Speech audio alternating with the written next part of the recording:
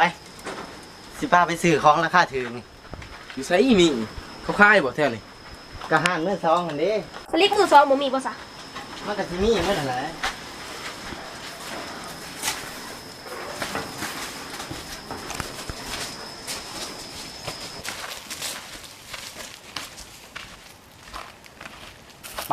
มาซื้อเครื่องสวยกันนี่มา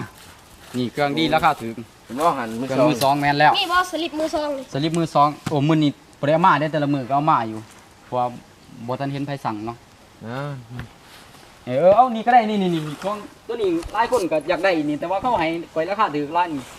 อยากได้3-4,000โอ้ไปสิไปขายนี่ใส่ดีนี่ข่อยสิขายอยู่5,000ใส่ดีใส่หาปูหาปลาใส่แห่ใส่หม่องข่อยใส่มาก็5 ปีแล้วนี่ คักอยู่ได้วะ ความจริงข่อยใส่บ่ค่อยซักเด้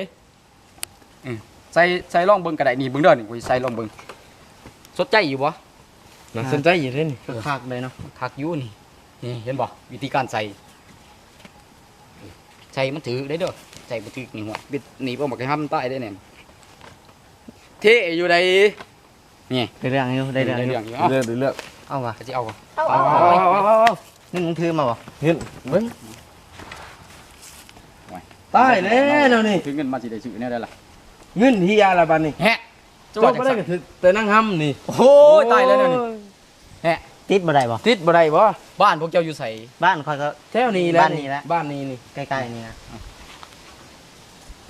เอ้าแต่ต้องมีแนวจำ จับ เอาเสือโตมาจำ เอา เสือ เอาหมวกบ่ได้บ่ บ่ได้เอาเสือ จะเอาทึก เอาเอาดูได้ เอาไปมือ ทงกับบ่ใส่ก็ได้เนาะทงมันเบื้องฮะ มือเล่นสิได้มาให้ จะเอามาให้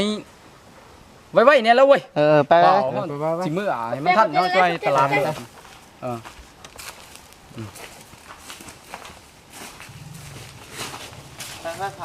ไว้นี่เด้อ